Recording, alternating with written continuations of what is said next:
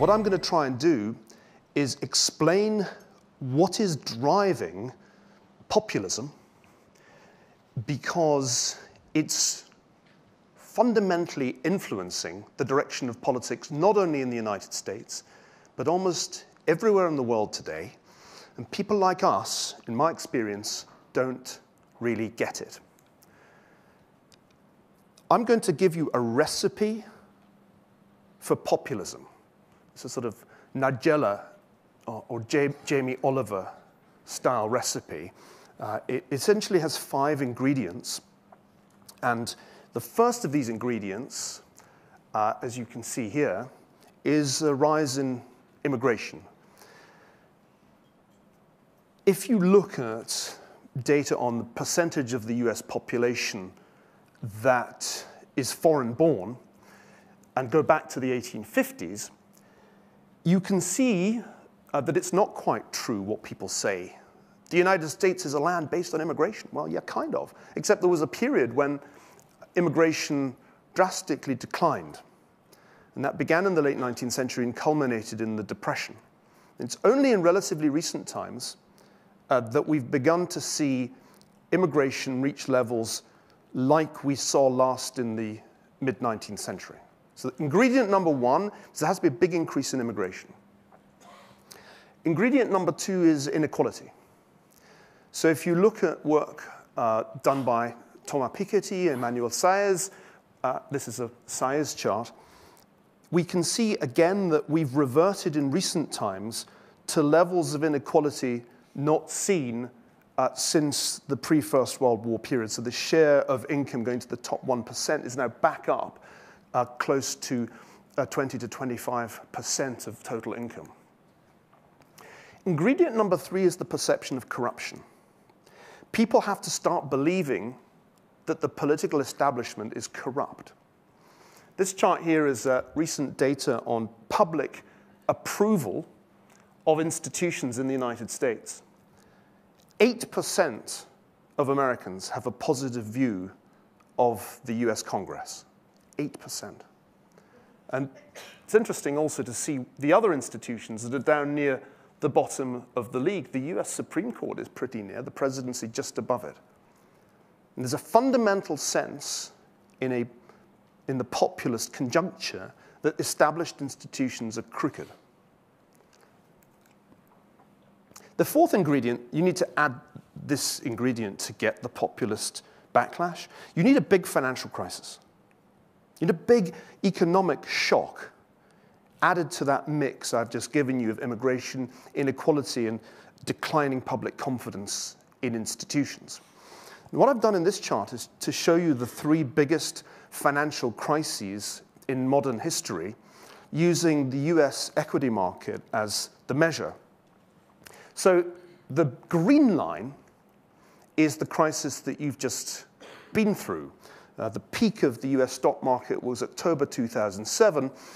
And with the onset of the financial crisis, we essentially replayed for about a year the events of 1929-30.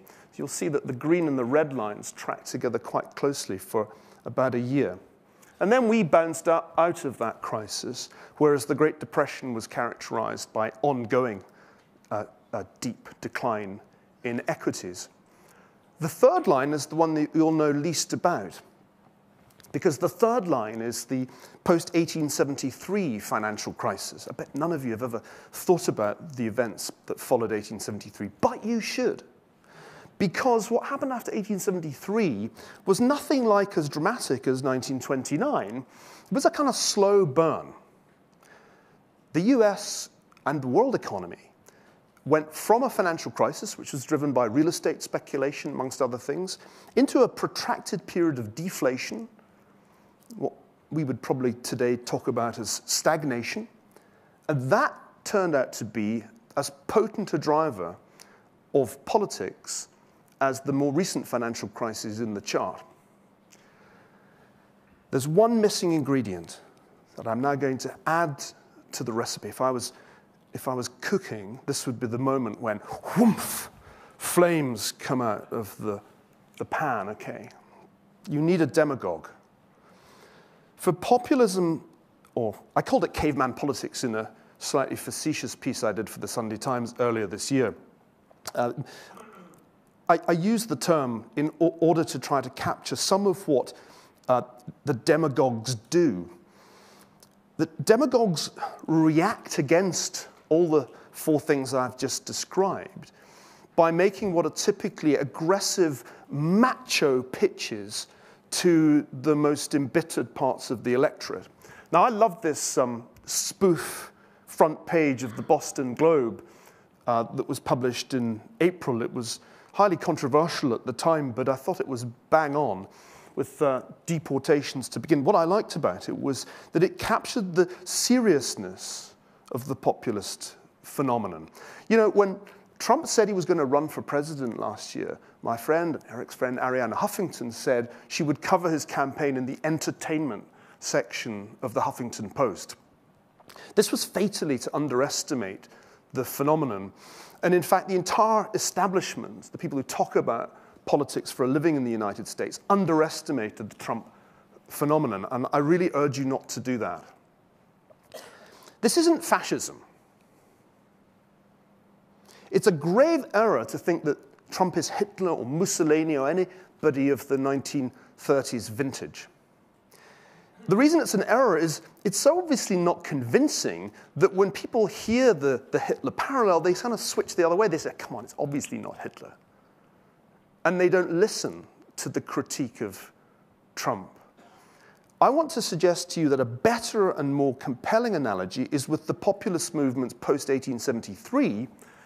You've probably never seen this guy in your life, and I bet you've never even heard of Dennis Kearney. So Dennis Kearney was the Trump of the 1870s. Kearney himself, an immigrant, an Irish immigrant, was the guy who led the campaign in 1870s California against the Chinese. Kearney's party, the Working Men's Party of California, had as its slogan, "The Chinese must go." I just taught a class on the Western China at Tsinghua. I was in Beijing for 2 weeks. The students were amazed when I told them that there had been a campaign to exclude the Chinese from the United States in the 1870s. This is much more like what we have today than the fascism of the 1930s. Fascism is about guys in uniforms engaging in large-scale systematic violence and then going to war. Populism is not about that. Populism is anti-globalization, it's anti-immigration, it's anti-free trade, it's anti-finance, it's anti-the political establishment. Kearney was all of those things. And what people forget when they tell the story of America, the land of immigration, is that Kearney and his ilk succeeded. In 1882, an act was passed that prohibited Chinese immigration to the United States. It was the beginning of a wave of legislation restricting immigration that continued to be enacted right the way into the 1920s and 30s. And it's the reason why you see that decline in the immigrant share of the US population in the mid-20th century. The reason I'm telling you this, apart from the fact that it's fascinating, and you probably didn't know it, is that it makes you understand the seriousness of this. Populism is not just entertainment. If you hear somebody say, oh, he says all this in the campaign trail, but when he's president, it'll be fine. And by the way, I hear that almost every day. Do not believe it. Populists have to enact what they pledge in the campaign trail. Otherwise, their followers melt away. Their followers are fickle anyway. In the case of Trump, they already defected from the Republican establishment. If he doesn't deliver, they'll defect from him. I'm a historian. I do applied history. My goal is to try and learn lessons from the past. The lesson of the post-1873 period is very clear. All over the world, there was a massive backlash against globalization. It produced anti-Semitism in Germany as well as in France. It produced a version of this in the United Kingdom too. Very vicious anti-Irish sentiment. I grew up in Glasgow. It flourished there when Irish immigrants became pariahs. And my point is that something very similar is going on today. It is not just about Trump. There are other people with strange blonde hairstyles operating in a country not far from you. And they have, it seems to me, in common, a kind of unscrupulousness, but an ability to tune into the mood of people unlike you, people who don't come to Google conferences. And this is the key problem. We as an elite, and you're all members of the 1%, let's face it, are completely disconnected from the sentiments that the populists are able to tap into. Everybody's underestimated this phenomenon. And the betting markets still underestimate the probability that Trump could become president. 24% last time I looked at the Betfair website. The political experts say he can't win the Electoral College. This is wrong. There's a 50-50 chance Donald Trump is the next president of the United States. All the recent polling shows that they're really closely connected. The most recent national polls going back to Sunday show that it's neck and neck. So we can't underestimate this phenomenon. I've just got time to offer a couple of thoughts as to why we should take this very seriously indeed. The Constitution may well constrain Trump on domestic issues. He won't have a strong base in Congress. The Supreme Court, although he'll get to nominate one justice, will still be an obstacle. But on foreign policy, Trump will have a very free hand, as all presidents do. And the wonderful Lithuanian mural artist who parodied the Brezhnev-Honecker kiss on this Vilnius mural got it right. One of the first things I expect a President Trump to do is to do a, quote, great deal, Trump's phrase, with Vladimir Putin. Anything that Putin is in favor of, you should be against. And Putin is in favor of Trump. A penultimate point. With his call for a blanket ban on Muslim immigration, Trump has, of course, played to the fears that Amal Clooney was talking about a moment ago. The trouble is that those fears have a curious symbiotic relationship with Islamic extremism. Trump and Islamic State represent a fatal conjuncture because all that Trump says seems to reinforce the narrative that the West is fundamentally hostile to Islam without qualification. And that's a dangerous thing. Trump says he'll destroy Islamic State if he becomes president, but he won't say how because, quote, we have to be unpredictable. I don't find that a comforting prospect. If you want to think more about this and hear an even more chilling prognosis, read my good friend Andrew Sullivan's brilliant essay just published a couple of weeks ago in New York Magazine. Beware of the cavemen. They've come out of their caves.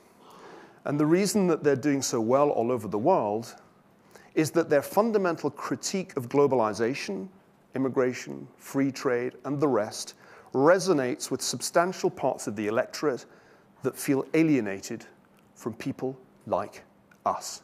Thank you very much indeed.